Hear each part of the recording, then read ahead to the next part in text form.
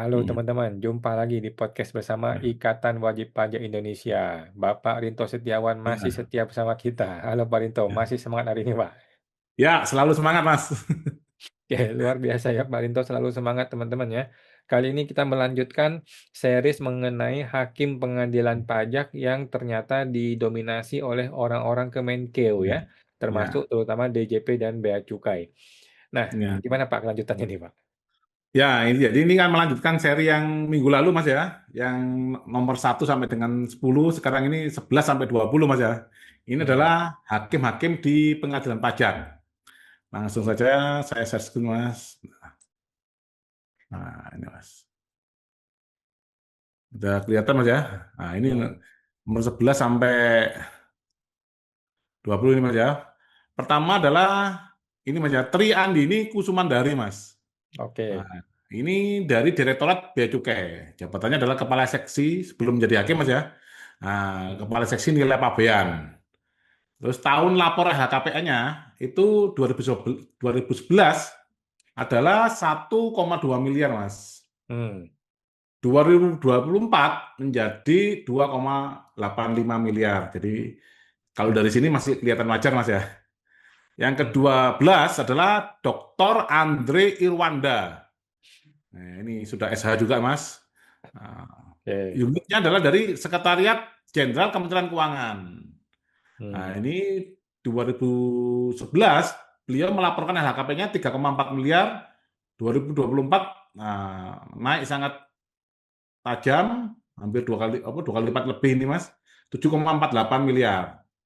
Hmm, Yang ke-13 adalah Widi Hartono, SE, SHME. Ini dari Direktorat Jenderal Bea Cukai lagi, Mas. hmm, Ya, ini di tahun 2011 lapor LHKP-nya 940 miliar, 2024 menjadi 3,29 miliar. hmm, Yang ke-14 adalah Gunawan Setiaji, SHMH. Ini Mstud AKCA. Ini dari Sekjen Kementerian Keuangan. Melaporkan LHKPN pertama baru 2016, Mas. 481 juta. Naik lumayan drastis, Mas ya. Hampir 10 kali lipat lebih nih, Mas. Wah, 5 miliar ini. oke. Gunawan Setiaji nih. Yang Hmm, ke-15 adalah Joni Surbakti. Nah, ini mungkin yang dari luar ini, Mas. Ini dari Badan Pengawas Keuangan dan Pembangunan, BPKP Perwakilan Provinsi Jawa Timur. hmm, Yang kita ketahui ini sama dengan ini, Mas. Ini kantornya pengadilan pajak di Jakarta itu kan kantornya BPKP juga, Mas. BPKP Provinsi Jakarta tapi, Mas Awan. hmm, Nah, ini Pak Joni Surbakti ini belum SH, menjadi hakim. Nah, laporan LHKPN pertama 2017 817 juta. 2024 adalah 1,6 miliar. hmm. Nah, ini nomor 16 adalah LY Harisih Advianto. Ini yang berkali-kali juga melamar ke menjadi calon hakim agung, Mas ya, tapi belum lolos ini, Mas. Hmm, Nah, itu dari Kemenq, laporan LHKPN pertama 2017 8,9 miliar, 2024 9,23 miliar. hmm, Yang ke-17 adalah Aryo Hatmoko, SIP, ST, SHMM. Ini dari Sekjen Kemenq. Terus lapor LHKPN pertama yang kita temukan adalah 2011 1,4 miliar, 2024 3,1 miliar. hmm, Hakim yang ke-18 adalah Retno Sri Rezeki. Ini dari Sekjen Kementerian Keuangan. hmm, Terus LHKPN pertama 2011 adalah 2,74 miliar. hmm. 2024 menjadi 5 miliar. Ini nomor 19 adalah Wahyu Trimulyo. Nah, ini dari Dirjen Bea Cukai. Ini tahun lapor 2011 112 juta, Mas. Oh, sangat minim sekali ini, Mas. 2024 1,4 miliar. Hmm, Yang nomor 20 Anwar Sadat. Nah, SHMEMH. Direktorat Jenderal Perimbangan Keuangan. Menjadi hakim. Awal tahun lapor LHKPN 2010 587 juta. 2024 LHKPN-nya menjadi 2,5 miliar. Jadi sampai dengan yang ke-20 ini ada satu orang saja, Mas Awan, catatan kami yang di luar dari Kementerian Keuangan, yaitu dari BPKP Jawa Timur tadi, Mas, Pak Joni Surbekti tadi, Mas. Hmm. Terus masalahnya apa, Pak? Ya, Emang ya nggak boleh? yang menjadi masalah adalah seperti ini, Mas, karena di pengadilan pajak itu tergugatnya hanya tiga, Mas. Satu adalah Dirjen Pajak, yang kedua Dirjen Bea Cukai, yang ketiga baru pemerintah daerah gitu loh, Mas. Lah Hmm. ini kalau lawannya ini nanti khawatirnya kita ini kan ini teman, Mas, dari Oke. tergugatnya gitu Mas Awan. Karena walaupun kita bersengketa dengan anak buahnya di lapangan, tapi kan Dirjen Pajaknya, Dirjen Bea Cukai, Mas, yang kita gugat, Mas Awan. Hmm. Sementara kalau kita lihat dari eselon, ini sepertinya eselonnya tinggian Dirjen Pajak dan Dirjen Bea Cukai, Mas, daripada hakim tadi, Mas. Hmm. Nah, jadi rawan konflik kepentingan itu Mas Awan. Jadi netralitas pengadilan pajak sangat sangat diragukan sekali itu Mas Awan karena ya otomatis kan mereka kan lebih membela teman satu korpsnya Mas daripada WP kan Mas. Nah, kalau gitu apakah sebaiknya mencari hakim di luar dari Kementerian Keuangan, begitu maksudnya? Seharusnya seperti itu Mas dan itu sudah ada putusan MK nanti 2026 31 Desember Mas ya. Jadi 1 Januari 2027 itu sudah satu atap di bawah Mahkamah Agung. Nah, Hmm.